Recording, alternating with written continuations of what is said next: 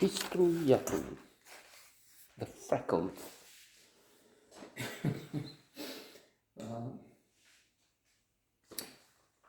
Not worth it.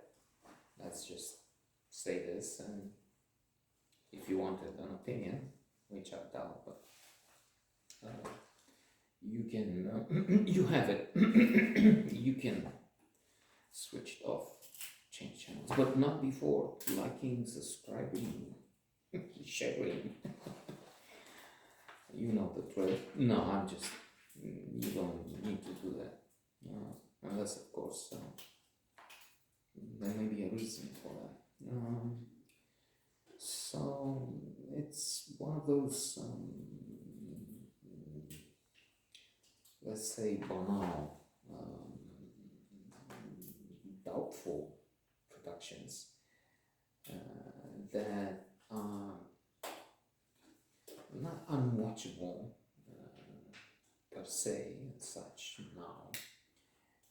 In this day and age, when we look back, clearly dated. So if we use the standards of this day, if we think of the choice, multitude of movie series you can watch on Netflix or subscribe, HBO. But then, even aside from that, there are here and obviously around the world. In fact, there was a piece on in The Economist. I listened to. I have the audio version downloaded. So it was talking about Ramadan and the Arab television networks, how they try and capture the audience with some of the traditional fare, but then they try some new things in some places. They open cinemas for about 2 years now in Saudi Arabia. They were forbidden. They had been forbidden 5 years ago. Maybe they opened 3 years ago. Doesn't matter. It's recent. So there's that. With this choice, there's no reason to watch this thing, which is dull, constructed to obey a myriad of censorship rules, and then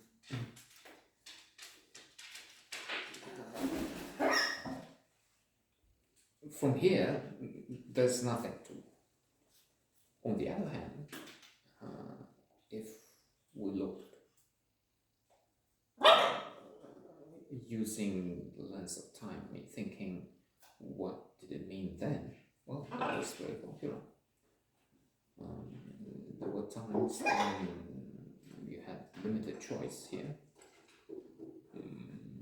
Then in the last years of the Ceausescu regime, I can't remember.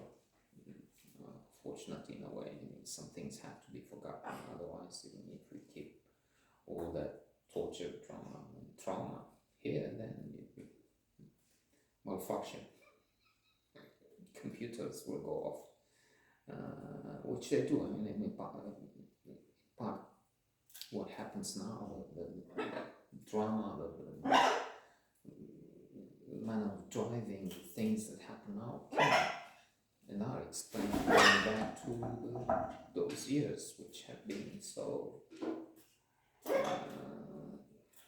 disastrous in the population. Well, new people, many young have been born after, of course, but then in that same climate. So if you look at the years when you had limited choice, and I was going to say, but I didn't finish. In the last years of Ceausescu, can't remember, 5, 7. You only had 2 hours of television with him visiting shops, showing abundance, no food, no electricity, no food. You had to queue for it. Bread, butter, milk. Waiting in a line of 100 people, you had a chance of getting some. no freedom, a huge labor camp in a way. Not for the privileged, of course, which through connections, through nepotism and other means, have managed to get a lot of the share of the capitalist profit that is available as much as it is now. So I have examples around here, but let me not get into that. So this thing was quite popular in our part of Bucharest. It was interesting because the fellow at the center of the Freckled lived somewhere near us. We saw him passing on the street or something. Not he became sort of a figure, of course, being at the center of a movie production. Though I think I remember, but this is just something I make up right here and now, that he became a taxi driver. I mean, they used him as a child, Pistruiatul, for some time, and then he didn't grow up to become an actor. In fact, he was not so gifted intellectually. He could show spontaneity in whatever they wanted there on the film, and control of himself, and courage to be going out there and talk with all those people. But not much more after that. I mean, he didn't become an actor. There's a documentary, what happens with child actors, and talking Hollywood for quite a number of them.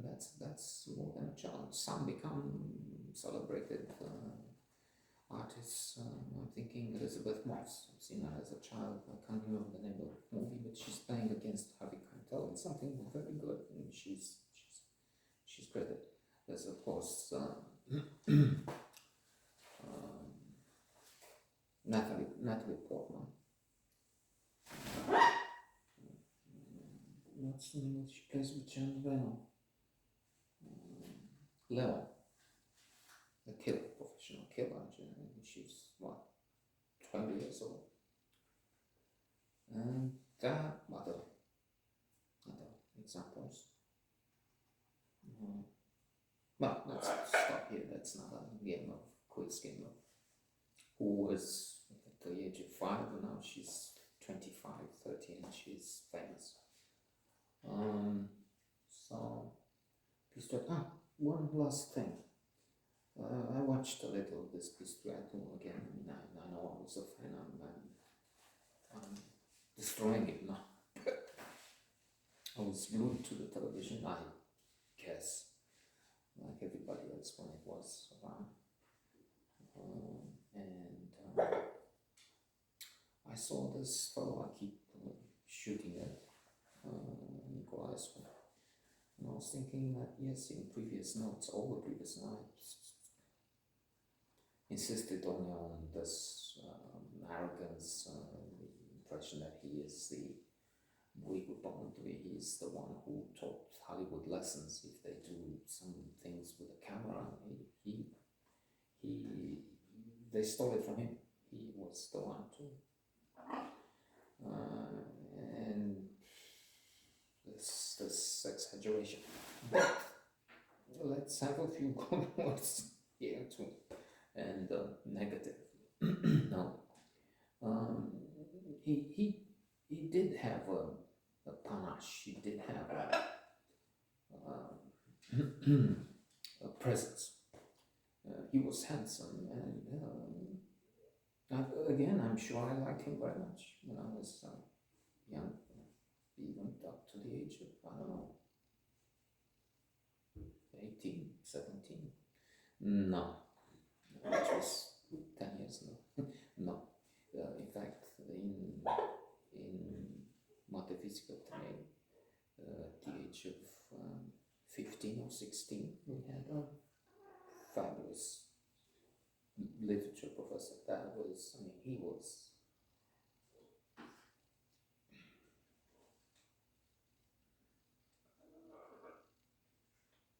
not Proust, but I mean, he was so gifted, and he destroyed in his turn, or learned it from him, Nicholas, because he made Last Night of Love First Day of War, and as a director, he took the book, and it was based on a classic book, yeah, and he made a mess up of it to put himself on a bed in the middle of a field having champagne and saying some preposterous stupid lines, and the professor was mocking him and saying, well, what is this? This is nonsense, because this is